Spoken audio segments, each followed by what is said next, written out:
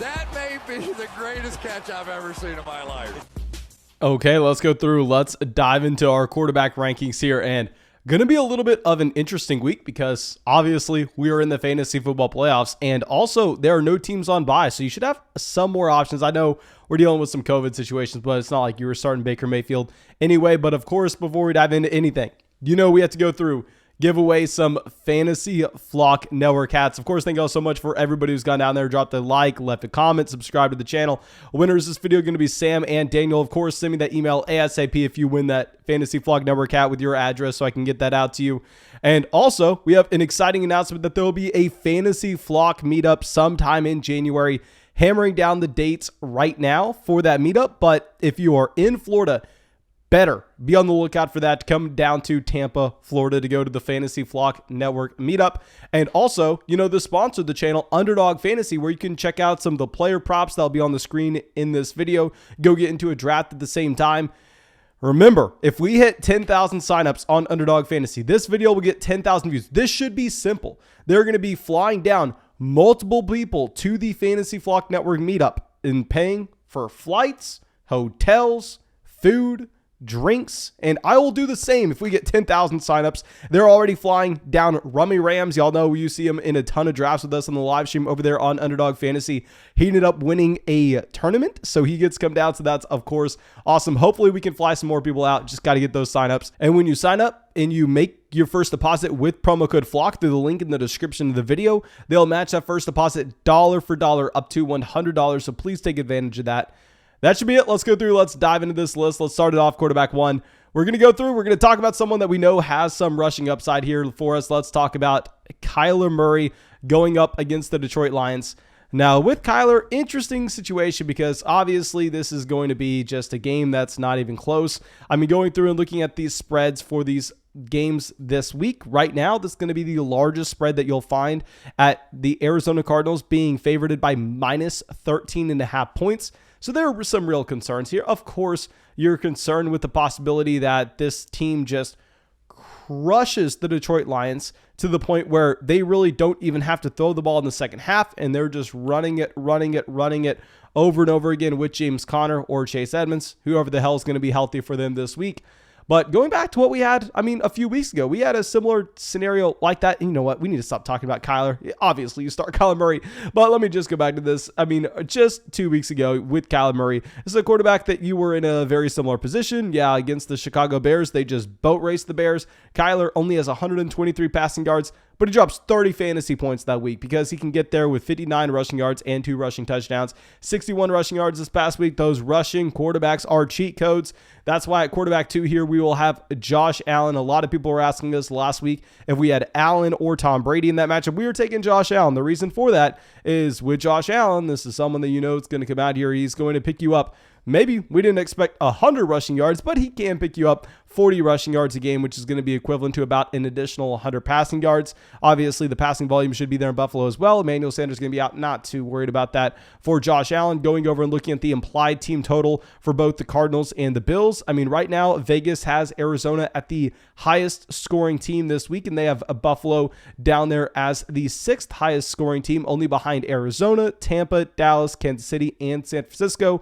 But I think that with Josh Allen, he's a unique unicorn quarterback that's going to be counting up for such a high percentage of all the production in Buffalo. He will be in that top tier. Now going down to tier 2, this is going to be a single quarterback. We are going to have Tom Brady. I know a lot of people are probably going to be worried about this matchup against New Orleans. Don't be. Now, yes, this was a tough matchup last time. Now, yes, they lost this game last time. But if you're looking at what Vegas is expecting this time, and I'm always the first person to say, Vegas knows more than us. They're telling us that Tampa's going to have no issue here. Right now, Tampa's projected to be the 2nd leading team in points scored this week, only behind Arizona. Now, I know a lot of people are going to say, well, Mason, can they just look to run the ball over and over and over again with Leonard Fournette? I don't necessarily think that's kind of the game plan here for Tampa. I think when they get up big, we've still seen them go out there and try to put points up on the board clearly. The incentive for this team at this point is to go through and win the MVP for Tom Brady. You see this over the past few weeks. 46 pass attempts against the Giants. Did they need to throw the ball 46 times? Probably not. 34 against the Colts, 51 pass attempts against the Atlanta Falcons. Did they need to throw the ball 51 times against the Atlanta Falcons? Probably not. 46 against the Bills this past week. I mean, Tom Brady's going to have the passing volume. Not worried about it at all. Going to be by himself in this tier with us. Let's drop it down to tier 3. We'll be going over to Patrick Mahomes and Justin Herbert back to back. Not going to speak on this for too long because I'd imagine a lot of people watch this video on Friday and Saturday and they're just going to be laughing at us in the comment section for whatever we say that's going to be wrong. But I'm expecting this should be a higher scoring contest, a close game between the Chiefs and the Los Angeles Chargers. This is probably going to be my favorite game to watch of the week, to be completely honest. Obviously, Mahomes has been, I don't want to say very disappointing. It's been a unique role and a unique season with Patrick Mahomes so far this season. He is the quarterback 6 on a points per game basis. Obviously, you've had, a decent amount of turnovers. But, clearly, the Kansas City Chiefs, they're back. This past week, you only get 20 points scored. You only get 258 passing yards. But that was because they were a little too good here. They beat down the Las Vegas Raiders a little bit too much. I think this should be a closer game. So, Mahomes at 4, Herbert at 5. And then our quarterback 6 in this same tier will be Dak Prescott going up against the Giants. Now with Dak, I was very aggressive telling people to play him this past week. I thought that it was going to be a pretty decent spot against Washington. Washington, we know, this is a team that has a much better run defense than they have a pass defense. Well, Dak Prescott comes out not that great, to be completely honest. He has 39 pass attempts, only 211 passing yards, and 1 passing touchdown. I don't know why that it played out this way. I still want to stand by the fact that I believe CeeDee Lamb, Amari Cooper, and Michael Gallup, probably the best wide receiver core in the entire NFL, now that Antonio Brown's looking like he's not going to be in Tampa. But nonetheless, this should be an easy game for the Dallas Cowboys going up against the New York Giants. Knowing that this is an in-division game, I'm imagining that maybe this is a similar type game to the New Orleans Saints and the Tampa Bay Buccaneers, that while, yes, you have Dallas here favored by 10.5 points, but maybe they get to the second half here and they go, well, we got an injured Ezekiel, we got an injured Tony Pollard. Are we really wanting to just hammer them in with carry after carry after carry? Or possibly, do we just step on the neck of our division rival in the New York Giants so we continue to pass the ball? So maybe we don't have to be too worried about the Dallas Cowboys deciding to just abandon the pass in the fourth quarter. I still think there's a chance they go out there and sling it. And our last quarterback in this tier will be Matthew Stafford. With Stafford, obviously one of the league-winning quarterbacks so far this season, just so damn consistent. With Stafford, you know what you have every single week. Looking at my own scoring system, of course, is going to be a little bit different for everybody watching this video. Matthew Stafford, weeks with 30 or more fantasy points. Let me count this up. A whopping 0. But he is still the quarterback 5 on a points per game basis this season. Why is that? And it's because the consistency has been absurd with Matthew Stafford. Going through looking at this. Games with less than 15 points for Matthew Stafford. One game with less than 15 points. Going through and comparing that to Patrick Mahomes, on the other hand, with Mahomes, you're going to be looking at a handful of those games. So it will be a play with probably a little bit of a lower ceiling here with Matthew Stafford going up against the Seattle Seahawks. Obviously, with Seattle here, this isn't an offense that looks dynamic at the moment, but he should have a very high floor to say the least. Now let's go down to our next tier of guys. Let's go to our quarterback 8. This will be Lamar Jackson going up against the Green Bay Packers. Now, usually we'll have Lamar based on that rushing upside. Usually I'd have him as a top 3 quarterback. Usually he would be up in there with Tom Brady in that tier. Now, the issue with Lamar Jackson is obviously his game is so built around the fact that, he is just one of the most athletic quarterbacks in football. He's one of the most dynamic quarterbacks in football. Well, you go through and possibly hinder him with an ankle injury here. I'm not expecting Lamar Jackson to be able to be effective in playing like Tom Brady. I'm not expecting him to be able to be effective in playing like Matthew Stafford. Now, I don't think he's going to be completely limited to just a pocket passing option this week, of course. But if you take away some of that rushing game ability here for Lamar, I'm going to be worried. So I think that if you have, say, Lamar Jackson and a Matthew Stafford on your team, I'm probably going to go with Stafford. Now, our quarterback 9 will be Aaron Rodgers, with Rodgers going up against the Baltimore Ravens. Rodgers has been fantastic as of late. Aaron Rodgers, the quarterback 9 on the season, but remember, he had that very poor performance in week 1 against the New Orleans Saints. If you remove that 1 week, he goes from being the quarterback 9 on a points per game basis up to being the quarterback 4. And can we please, for the love of God, stop talking about the toe injury? What the hell are we talking about here? Aaron Rodgers has averaged about 330 passing yards a game since the toe injury. Like, please, let's stop talking about that. I don't get what we're even talking about. I mean, over the past 3 weeks, this is a quarterback with 10 passing touchdowns. Obviously, doesn't give you much rushing upside at all. Doesn't really matter too much when you can be such an effective pocket passing option. Don't love the matchup against Baltimore, but we can have Aaron Rodgers in this tier. And our next quarterback 10, will be Jalen Hurts. With Jalen Hurts, I want to continue to monitor this situation. I think there could be a chance that he falls down to the next tier if this ankle injury looks like it's going to be an issue, very similar to how we're having to move Lamar Jackson down this week.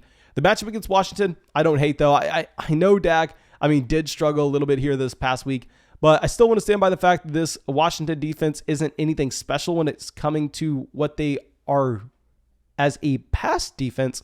I think you can still confidently start Jalen Hurts with no issues given his rushing upside, as well as Taysom Hill, who will be our last quarterback in this tier. So essentially, this tier is just the rushing quarterbacks plus Aaron Rodgers. Going to add on Taysom Hill. Now, what I'm a little bit concerned with Taysom Hill, of course, he looks like he's a great option just with this rushing upside. But if you're looking at the implied team total that you would have with Taysom Hill currently, and the reason that he's going to be below someone like Jalen Hurts, who we can both agree that both these quarterbacks, they have rushing upside. In the case of Taysom Hill, the implied team total that you have according to Las Vegas right now is going to be 18 points. If you look at Philadelphia on the other end, with Philadelphia, they're projected to score over 25. So I think it's clearly one offense is looking like it's going to be better than the other. This game against the New Orleans Saints and the Tampa Bay Buccaneers should be intriguing because New Orleans is going to trail this entire game. Right now the spread on this game is 10.5, 11 points. So New Orleans is about to get crushed this week against Tampa. They're going to be trailing a lot. Hill is going to have to drop back to pass. I don't know if that's a good thing for Taysom Hill's fantasy production, though. And now going over to our next quarterback 12, we will have Russell Wilson going up against the Los Angeles Rams. I don't know what to say here. Wilson has been trending in the right direction as of late, if we can even say that. Obviously, this is a quarterback that, first coming back from that injury, looked like he was one of the most disappointing quarterbacks in fantasy. But since then, he's had at least 200 passing yards a game every single week over the past month. I know that's a pretty low bar to have. He's not really running the ball either. He does drop, 19 points 3 weeks ago, 18 points 2 weeks ago, and 20 points this past week. Currently don't have a spread according to Las Vegas for this game. I don't know exactly what they're waiting for. I don't know what's up in the air here. But yeah, we can play Wilson in this range. We'll have Kirk Cousins as the next quarterback in this tier. Just going to be a tier 2 guys. With Kirk Cousins, don't love the matchup against the Chicago Bears if you're looking at the implied team total as well, according to Vegas. Right now, the Minnesota Vikings are supposed to be scoring about 20.5 points. That's kind of in a similar range of what you'd have with someone like the Pittsburgh Steelers. And I'm a little worried that maybe you get Dalvin Cook just being leaned on here, as you would naturally assume that they should be leading this game the majority of the time against Chicago. And now going down a tier, guys, we're going to have Joe Burrow going at quarterback 14. Really don't like this matchup for Joe Burrow going up against Denver. I think this should be a difficult spot for the Cincinnati Bengals and their offense. Now, I'm not worried about the Cincinnati Bengals from just them winning the game. Now, what's surprising to see is right now, the Denver Broncos are favored in this contest. Denver is favored by 2.5 points, which I simply don't understand. I don't know why Denver is going to be favored in this game. In my opinion, I think that you can be more excited about Joe Burrow and this offense. Obviously, it's just so dynamic with both T. Higgins and Jamar Chase. Now, wide receiver 15, we will have Tua Tagovailoa going up against the Jets. Obviously, you don't have to be worried about this Jets matchup. What you would possibly have to be worried about is the fact that they're just going to be able to run the ball, as the spread on this game currently is going to be 10 points. Tua's been pretty damn good as of late, though. I am very surprised to see how Tua's been able to come back from this injury. And, he's been much better from an NFL standpoint than he has from a fantasy standpoint. A big issue with Tua Tagovailoa is he's just not going to run the ball at all. So, you know what? I'm sorry, but if we pull this up, Tua has 69 rushing yards so far this season. Even with him and the Miami Dolphins being much improved over the past month, Tua has had a total of 0 games with 20 fantasy points. So you know what? Actually, I'm going to prefer Justin Fields over Tua Tagovailoa. Now with Justin Fields, this matchup, against Minnesota, it isn't necessarily fantastic. And also, y'all know, I mean, I am a Justin Fields hater. I have been a Justin Fields hater for a very long time. Maybe it's getting to me watching him on primetime last week. He looked decent. He drops 24 fantasy points. This is like the difference between, say, someone like Tua Tagovailoa and Justin Fields, the perfect example of what we're bringing up here. I mean, with Tua, he could be a better real-life NFL quarterback, but as we've already discussed, over the past month, he has a total of 0 games with 20 fantasy points. Over the past 4 weeks for Justin Fields, I mean, he's had 3 of those weeks equaling 20 fantasy points. And that's because he's getting to 100, 45, 74 rushing yards in those contests. So I think Fields, with his rushing upside, he has to be ahead of Tua. Tua can be the last guy in this tier. And then going down to the last tier, we'll go with Jimmy Garoppolo and Ryan Tannehill. Jimmy Garoppolo is going to be my preferred option. The issue with Jimmy Garoppolo, obviously, is he's playing in an offense that's just going to be looking to force feed the running backs balls and also get Deebo Samuel a little bit involved, but not through the air, not allowing Jimmy Garoppolo to rack up any stats. It's just so interesting that every single week you can see this 49ers offense go out there and put up a decent amount of points. And at the same time, with Jimmy Garoppolo, he's the quarterback 21 on a points per game basis so far this season. I mean, he's behind someone like Sam Darnold. The ceiling is just so damn low when a lot of these weeks he's coming away and he's not even getting to 30 passing attempts in a single game. This should be a really nice matchup, however, against the Atlanta Falcons. And yeah, that's all I got for y'all. I really hope y'all enjoyed this video. Really hope you got something from it. Please go down there, drop that like, leave a comment, subscribe to the channel. And I think that should be it. Go check out Underdog Fantasy. Use promo code FLOCK when you sign up. Make that first deposit, get that matched dollar for dollar up to 100. But yeah, that's all I got for you. Hope you have a great day. Hope we see you in the live stream tonight.